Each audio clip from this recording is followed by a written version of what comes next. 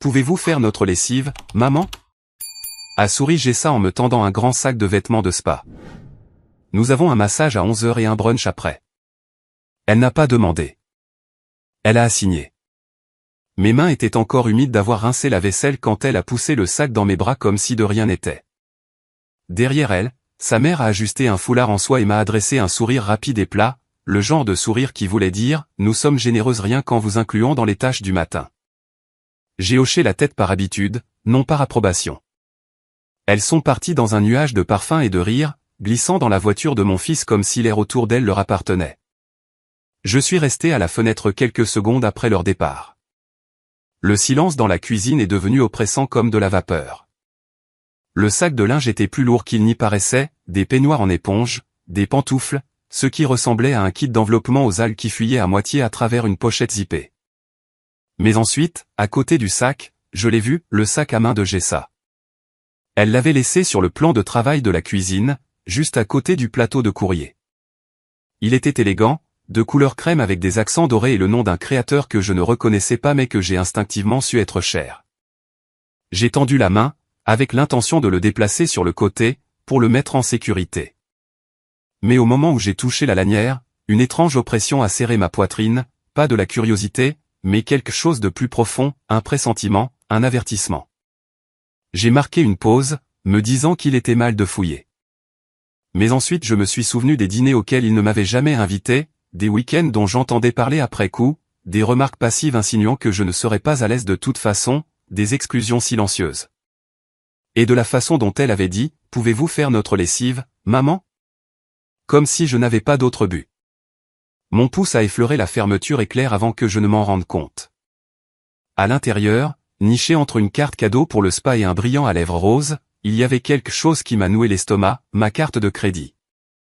Celle que j'avais donnée à mon fils il y a des années, uniquement pour les urgences. Celle que je n'avais pas vue depuis des mois. J'ai fixé la carte comme si elle pouvait s'expliquer d'elle-même. La dernière fois que je l'avais vue, je la glissais dans une enveloppe pour mon fils. Il venait de commencer un nouvel emploi. Leur loyer était en retard, et Jessa était encore en convalescence. Uniquement pour les urgences, lui avais-je dit. Mais maintenant, elle était là, chaude de son sac à main, lisse à force d'être utilisée. J'ai ouvert mon ordinateur portable avec des mains qui ne me semblaient pas être les miennes. Le site de la banque a mis une éternité à se charger. L'icône tournante se moquait de moi à chaque seconde. Et puis c'est apparu. 742 $. Serenity Spa. 3,84 $. Lumière, peau et bien-être.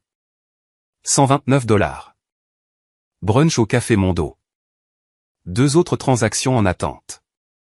Les chiffres se brouillaient, mais la douleur derrière eux devenait plus vive. Ce n'était pas un dérapage ponctuel.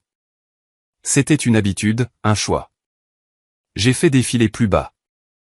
Des plaisirs hebdomadaires nichés entre les dépenses essentielles, des bougies de créateurs, des rendez-vous pour les ongles, une transaction intitulée boutique de cadeaux, hôtel. Pour qui? Ma mâchoire s'est crispée. Je me suis souvenu de toutes les fois où j'étais intervenu. Les 1500 $ que j'avais virés quand leur voiture était tombée en panne. Le chèque que j'avais fait quand leur chien avait eu besoin d'une opération. Les courses que j'apportais comme par hasard. Le genre de générosité que l'on a par amour, non pas parce que quelqu'un l'a demandé, mais parce qu'ils n'ont jamais eu à le faire. Et pourtant, maintenant, Jessa n'avait rien demandé. Elle s'était juste servie. Aucune conversation, aucune excuse, juste la supposition que je ne dirais rien. Et peut-être que je ne l'aurais pas fait. Peut-être que je l'aurais encore avalé, comme je l'avais fait tant de fois auparavant. J'ai tenu la carte comme si elle m'avait brûlé. Et soudain, je ne me sentais ni vieille, ni fatiguée, ni invisible. Je me sentais prête. J'avais l'intention de fermer le grand sac et de m'éloigner. Vraiment. Mais le téléphone a de nouveau vibré. Il était là, face vers le haut, intact, l'écran encore lumineux. Le fond d'écran était une photo retouchée de Jessa et de mon fils lors de leur voyage d'anniversaire, Tao, je crois. Il ne m'avait jamais invité, il l'avait juste publié plus tard comme si c'était normal. La bannière de notification est apparue avec un texte lent et clair. Un certain Rick. Le message disait qu'elle ferait tout ce que nous lui demanderions. Qu'elle croyait nous aider. C'était signé Rick. Un nom que je ne reconnaissais pas. J'ai appuyé sur la conversation avant de pouvoir me raisonner. Rick écrivait, « Une fois que la maison sera à notre nom, nous pourrons aussi refaire la cuisine principale. » Jessa répondait, « Nous dirons que c'est pour sa sécurité. Pour réduire la taille de son logement. Daniel pourra aider à vendre. » Rick écrivait, « Parfait. Elle est trop douce pour s'opposer. » L'air m'a manqué. Il ne faisait pas que profiter de moi. Il construisait des plans en supposant que je continuerais à dire oui. Ma propre maison. La cuisine pour laquelle j'avais économisé des années afin de la rénover. Le jardin que mon mari avait planté avant de mourir. Ils se le partageaient déjà comme s'il était à eux. J'ai fait défiler plus bas des conversations sur la manière de me gérer, de me faire sentir utile, sur ce qu'il fallait faire si je devenais méfiante. Jessa avait même fait une capture d'écran de mon calendrier une fois, l'envoyant à Rick avec la légende, « Tu penses toujours qu'elle est aux commandes ?» Mes jambes se sont dérobées sous moi. Je me suis assise à la table, le téléphone froid dans ma main. J'ai pensé à toutes les fois où j'avais mis ces commentaires sur le compte de la jeunesse. Tous les moments où j'avais excusé les pics subtils, l'arrogance déguisée en politesse. Et maintenant, c'était là, noir sur blanc. Une trahison avec des émojis et des horodatages. Je n'étais plus confuse. Je ne surréagissais pas. Ce n'était pas un malentendu. C'était de la manipulation. J'ai posé le téléphone comme s'il pouvait mordre.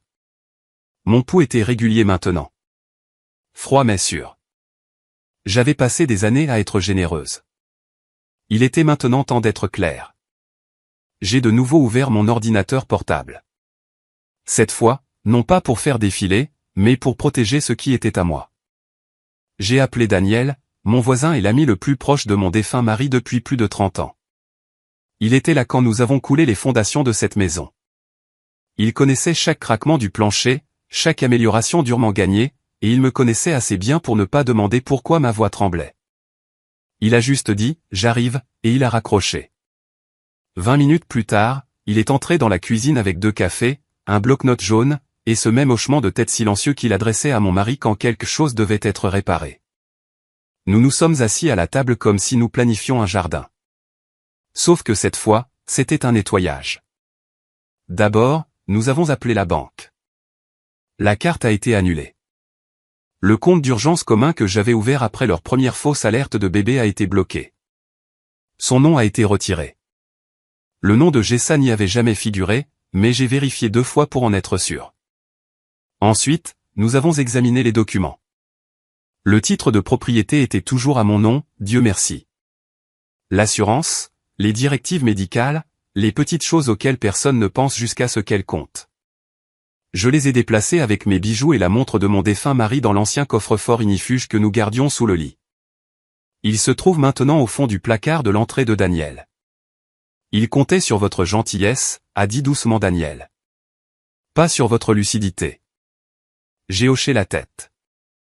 Je n'ai pas pleuré. Au lieu de cela, je me suis tenu devant la table à linge et j'ai plié leurs peignoirs de spa. Un par un, lentement et avec précision. L'odeur d'eucalyptus s'accrochait encore au tissu comme une sorte de moquerie. J'ai posé les peignoirs pliés sur la table de la cuisine, la pile nette et délibérée. Leur parfum d'eucalyptus remplissait la pièce, une douceur moqueuse face au poids dans ma poitrine. J'ai cherché dans le tiroir, j'ai pris l'enveloppe et je l'ai glissée à côté des vêtements. À l'intérieur se trouvait une seule page, tapée, non manuscrite. Des mots clairs et concis, la confiance est un cadeau. Vous l'avez dépensé comme de l'argent. En dessous, sur le rabat scellé, j'ai placé la carte, coupée nettement en 2. Les chiffres se séparaient comme une couture, cédant enfin. Je ne suis pas parti en claquant la porte. Je ne suis pas parti du tout. Je suis simplement resté là où était ma place, sur ma chaise près de la fenêtre. L'horloge faisait un léger tic-tac.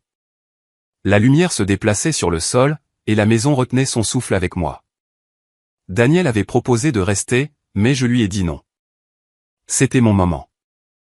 Je n'avais pas besoin de témoins, seulement de résolution. La lettre n'était pas une vengeance. C'était une limite. La première vraie limite que je traçais depuis des années. Dehors, une portière de voiture s'est fermée, puis une autre. Des rires ont flotté à travers les fenêtres ouvertes du salon, le ton aigu de Jessa, le murmure plus grave de sa mère. Elle rayonnait encore des huiles et des soins du visage, des heures passées à se faire dorloter à mes frais. J'ai regardé leurs ombres s'étirer sur l'allée, les sacs de courses assortis se balançant à leurs poignets. Le moment semblait étrangement lent, comme le calme avant la tempête. Mes mains sont restées croisées sur mes genoux. Pas de cœur qui bat la chamade, pas de tremblement, seulement une immobilité qui semblait méritée. La porte d'entrée s'est ouverte, un flot de parfums et de bavardage se déversant dans la cuisine. Leurs voix se sont adoucies, ont hésité, puis se sont tues. J'ai entendu la pause. La rapide inspiration, le bruit d'un sac frottant contre la table. J'ai gardé les yeux sur la fenêtre, regardant la dernière lueur du jour glisser sur le jardin tandis que des pas traînaient derrière moi, et la pièce se remplissait d'un silence qui n'était plus seulement le mien. La porte d'entrée s'est ouverte en grand avec une bouffée de parfum et de bavardage, les mêmes sons qui les avaient suivis ce matin-là. Le rire de Jessa s'est élevé en premier, vif et insouciant, la voix plus grave de sa mère suivant de près. Les sacs de courses bruissaient les uns contre les autres alors qu'elles entraient dans la cuisine. Puis tout s'est arrêté. Le sourire de Jessa a disparu quand ses yeux ont trouvé la table. La main de sa mère s'est figée en plein geste, tenant encore un sac de boutique par ses poignets en ruban. Mon fils est apparu derrière elle, les clés pendant à ses doigts, la confusion évidente sur son visage alors qu'il contemplait la scène des peignoirs pliés, de la carte déchirée et de l'enveloppe scellée. « Qu'est-ce que c'est » a-t-il demandé. « Je ne comprends pas » a-t-il ajouté quand personne n'a parlé. « Moi, je comprends » ai-je dit doucement, toujours assise près de la fenêtre. Jessa a cligné des yeux rapidement, sa voix devenant douce et aiguë, le même ton qu'elle utilisait quand elle voulait quelque chose.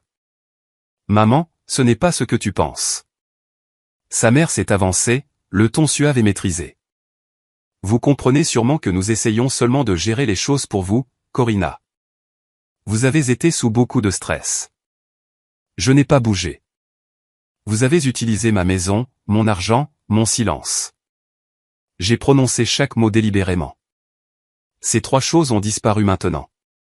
Mon fils a commencé à parler, mais les mots lui ont manqué. Les mains de Jessa se sont tordues, le sac en papier se froissant entre ses doigts. Les yeux de sa mère ont filé vers la lettre, puis vers moi, calculant. Je me suis levé lentement, non pas pour dominer, mais pour mettre fin à la comédie. La maison d'amis est à moi, ai-je dit. Les serrures sont changées. Mes comptes sont sécurisés. Ça s'arrête maintenant. Pendant un long moment, personne n'a parlé. Seul le son de leur respiration emplissait la cuisine. Je leur ai tourné le dos, j'ai ramassé la pile de factures que j'avais triées avant leur arrivée, et j'ai commencé à les classer, l'action silencieuse traçant une ligne qu'ils ne pourraient plus franchir. Le lendemain matin, j'ai attendu l'heure du petit déjeuner, par courtoisie, non par faiblesse. Ils étaient assis dans la cuisine de la maison d'amis quand je suis entré, côte à côte, sans parler. L'air entre eux était tendu, crispé. Je ne me suis pas assise. J'ai simplement dit, vous avez 2 jours pour faire vos bagages et quitter la maison d'amis. C'est ma maison, pas un cadeau, pas une promesse, une limite. Les yeux de mon fils se sont écarquillés. Maman, on peut juste en parler? On ne voulait pas. J'ai entendu ce que vous vouliez, les jeux interrompus. C'était écrit noir sur blanc, et c'était suffisant. Jessa a ricané, les bras croisés. Nous sommes ici depuis 6 mois. Nous avons prévu la chambre du bébé. Qu'est-ce qu'on est censé faire maintenant?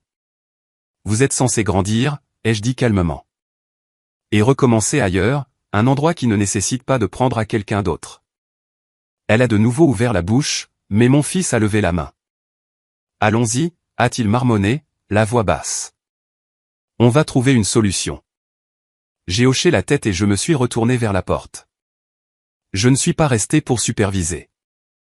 Je n'ai pas vérifié leur sac. Je n'en avais pas besoin. 2 jours plus tard, la maison d'amis était vide. Les clés sur le comptoir. Pas de mots, pas d'excuses, pas de remerciements, et je n'en ai pas demandé. Le silence qu'ils ont laissé derrière eux ressemblait à de l'air pur après une tempête. Aucune tension ne pesait sur les murs. Pas de faux semblants autour d'un café. J'ai traversé l'espace vide une dernière fois. Le coin nursery qu'ils avaient prévu était toujours nu. Le berceau qu'ils avaient commandé n'est jamais arrivé. Les étagères étaient vides, à l'exception d'une tasse que j'avais achetée un jour pour Jessa qui disait « peut-être plus tard ». Je l'ai laissée là. De retour dans la maison principale, je me suis versé une tasse de café frais et j'ai ouvert la porte arrière. Le soleil montait plus haut, éclairant le bord de la terrasse, tout comme lorsque mon mari s'asseyait là avec son journal. Je suis sorti, et pour la première fois depuis des mois, la maison ne me donnait pas l'impression de se rétrécir autour de moi. J'avais l'impression qu'elle était à nouveau mienne. La maison était plus silencieuse, non pas vide, mais plus légère, comme si elle avait expiré avec moi. Je me suis réveillé tôt, j'ai préparé le café comme je l'aime, fort avec un trait de lait d'avoine, et je l'ai laissé reposer pendant que je marchais pieds nus sur la terrasse. Les jardinières étaient encore à moitié vides depuis le printemps, alors je les ai remplies de thym et de sauge, ignorant la douleur dans mes genoux. L'odeur de la terre, du bois chauffé par le soleil et du café infusé me donnait l'impression d'être chez moi. Je n'ai pas consulté mon téléphone. Pas en premier lieu. Plus maintenant. Daniel est passé plus tard avec un panier de tomates et une blague sur les écureuils qui complotaient contre lui. Nous nous sommes assis dans le jardin et avons ri de choses qui n'avaient rien à voir avec les limites de Bill ou la trahison. Juste des tomates. Juste des écureuils. Juste un bon café et le bruissement des feuilles au-dessus de nos têtes. Jessa a appelé une fois cette semaine. J'ai vu son nom clignoter sur l'écran. Sa photo soigneusement retouchée, toujours parfaite. J'ai laissé sonner. Je n'étais pas en colère. Je n'étais simplement pas disponible. La paix que j'avais maintenant n'était pas bruyante. Elle n'était pas dramatique. Elle n'est pas arrivée avec un discours ou des excuses. Elle est arrivée par petites touches, une cuisine propre sans les tasses sales de quelqu'un d'autre. Le courrier qui n'était plus que le mien. La façon dont je me déplaçais dans les pièces sans avoir à marcher sur des œufs à cause des humeurs de quelqu'un d'autre. Le son de mes propres pensées, sans contestation et sans être dérangé. J'ai recommencé à peindre, pas pour quelqu'un, juste pour remplir le silence de couleurs. Certains soirs, je m'asseyais près de la fenêtre avec un livre et je regardais le soleil se coucher derrière les collines. Je ne pensais pas à ce qu'ils faisaient. Je ne ressassais pas les choses qu'ils avaient dites. Je laissais simplement l'immobilité s'installer là où il y avait autrefois du bruit. Ce week-end-là, j'ai vidé la chambre d'amis. Pas pour eux, pour moi. J'y ai installé mon chevalet, accroché un petit tableau en liège, et épinglé une note qui disait simplement « Cet espace t'appartient ». Parce que c'était le cas, et parce que pour la première fois depuis des années, je le croyais. On a frappé doucement, presque avec hésitation. Je n'attendais personne, et pendant un moment, j'ai hésité à faire comme si je n'entendais pas. Mais quelque chose dans la pause entre les coups m'a interpellé. Quand j'ai ouvert la porte, Marcy se tenait là, petite, silencieuse, se tenant les coudes comme si elle avait peur d'être renvoyée. Son sac à dos pendait lâchement sur une épaule, et ses cheveux étaient attachés en une queue de cheval de travers qu'elle portait toujours quand elle la faisait elle-même. J'ai laissé mon sweat à capuche violet dans la chambre d'amis, a-t-elle dit. Et je voulais juste dire que je suis désolé de la façon dont maman t'a parlé. J'ai senti mon cœur se fendre. Pas de douleur cette fois, mais à cause de la façon dont sa voix a vacillé sur le dernier mot. J'ai hoché la tête et je me suis écarté. Entre. Elle n'a pas couru. Elle a marché lentement, respectueusement, regardant autour d'elle comme si tout avait pu changer. D'une certaine manière, c'était le cas. La tension avait disparu, le poids. Mais sa présence ne l'a pas ramené. C'était juste. J'ai récupéré le sweat dans la buanderie. Il avait été lavé et plié il y a des semaines, mais je n'avais pas pu me résoudre à le jeter dans la boîte avec tout le reste. Peut-être savais-je qu'elle reviendrait le chercher. Tiens, ai-je dit en le lui tendant. Son visage s'est adouci. Elle l'a serré contre sa poitrine comme si c'était plus que du simple coton et du fil. Je suis allé à la cuisine. Tu as faim? Elle a fait un petit signe de tête. J'ai réchauffé un muffin aux myrtilles, celui qu'elle choisissait toujours en premier, je l'ai posé sur une serviette en papier et je l'ai fait glisser sur le comptoir. Marcy s'est assise sur le tabouret et a pris une bouchée, les yeux grands ouverts, comme si elle avait peur qu'il puisse disparaître. Nous n'avons pas beaucoup parlé. Nous sommes restés assises là, le silence s'étirant confortablement entre nous. Je n'ai pas posé de questions sur Jessa. Je n'en avais pas besoin. Certaines choses n'ont pas besoin d'être répétées. Avant qu'elle ne parte, je lui ai tendu un nouveau carnet du tiroir. Pour tes dessins, ai-je dit. Elle a souri. Pas le genre qu'on apprend sur les photos, mais le vrai genre. Je n'ouvrais pas la porte pour sa mère, mais pour cet enfant, je la laisserai déverrouiller à chaque fois. Les mois ont passé comme les pages d'un livre que j'avais enfin le temps de lire. La maison d'amis, autrefois remplie du désordre et de l'arrogance de quelqu'un d'autre, est devenue tout autre chose. La mienne. J'ai peint les murs d'un crème chaud, j'ai ouvert grand les fenêtres et j'ai laissé entrer la lumière. J'ai rempli les étagères de livres de cuisine et de journaux intimes vierges. L'air sentait la cannelle la plupart du temps, ou le pain frais. Parfois, je ne faisais rien du tout, sauf m'asseoir au milieu de la pièce et écouter le silence. Daniel passait de temps en temps avec des choses qu'il pensait que j'aimerais, un ensemble de peintures à l'aquarelle, un bol à mélanger en céramique, un panier de figues du marché. Il ne restait jamais très longtemps, juste assez pour partager une ou deux histoires et me rappeler que certains hommes deviennent plus doux avec l'âge, pas plus durs. Marcy venait le week-end. Nous avons fait des scones une fois, et elle a insisté pour leur donner la forme d'étoile. Son rire remplissait l'espace si facilement qu'il était difficile de croire à quel point il avait été silencieux autrefois. Il y avait des rappels, bien sûr, des fantômes d'habitude que j'avais longtemps confondus avec de l'amour. J'ai gardé un des peignoirs de Jessa, celui en soie qu'elle laissait toujours draper sur les chaises, non pas pour m'accrocher à elle, mais pour me rappeler ce que je n'avais plus à porter. Il était suspendu au fond du placard de l'atelier, intact. Et le panier à linge, il était dans le coin, vide, léger.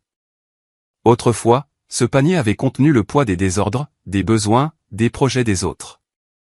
Maintenant, il ne contenait que ce que je choisissais de mettre à l'intérieur. Ce matin-là, en pliant mon tablier et en le posant soigneusement sur le comptoir, j'ai de nouveau regardé le panier et j'ai souri. Je ne lave pas ce qui ne m'appartient pas. Et cette vérité, simple, claire et méritée, était plus libératrice que toutes les excuses que je n'ai jamais reçues.